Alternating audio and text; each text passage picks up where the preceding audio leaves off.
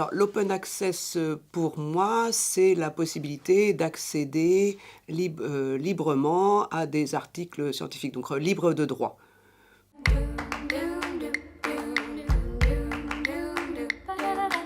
Je ne pourrais pas dire ça et en fait, je ne pourrais pas dire quelle est la vision de ma discipline.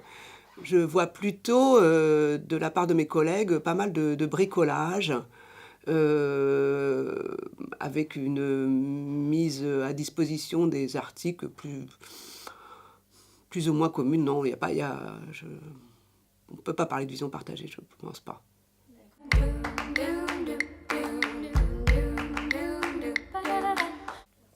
Alors moi, la pratique, je l'ai à travers l'utilisation de HAL SHS. En fait, j'étais donc avant à l'école des mines de Nantes et j'ai pu bénéficier d'un accompagnement justement pour pouvoir mettre ces articles en ligne. Ce qui m'a amené aussi à réfléchir à sa visibilité de chercheurs sur Internet. J'ai participé en fait à une formation, une réflexion sur ce qu'on pourrait appeler une stratégie numérique de chercheurs. Et comment justement faire le lien entre les autres médias, sa présence sur d'autres médias, et toujours à l'SHS qui porte les valeurs de l'open édition.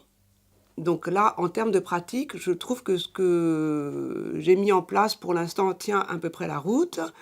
J'ai donc un portfolio qui est donc un site, un blog, site perso, hébergé personnellement. L'indication concernant les publications sont systématiquement renvoyées justement à l'SHS. Donc là, je mets au fur et à mesure mes publications en ligne, accessibles. Et concernant tous les autres réseaux sociaux, ResearchGate, Academia, ça peut être même LinkedIn, et ben finalement, j'indique uniquement le lien vers ma page perso, qui elle-même donc renvoie sur à l'SHS.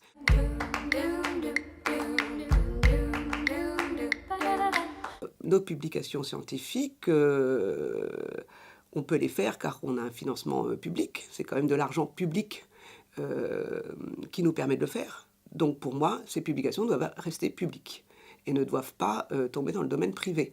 Il y a une grosse concurrence en fait entre les chercheurs, quoi. Le média Internet tend à polariser ceux qui sont publiés, visibles, à devenir de plus en plus visibles et encore plus visibles et encore plus cités et encore plus publiables. Donc en fait, il y a une espèce de polarisation de certains chercheurs et les autres, pour les autres, c'est un petit peu plus difficile et j'en fais partie.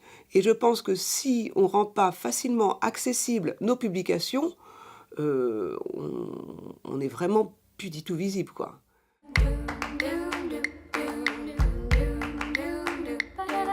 C'est important d'y réfléchir, d'être accompagné, d'être formé. Alors à l'école des mines, ils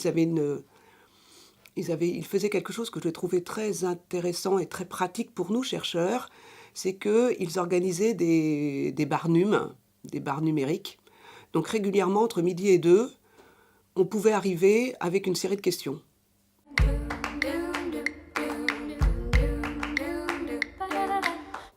Oui, oui, dès lors qu'il est ouvert, il va circuler, se transformer et évoluer, évidemment.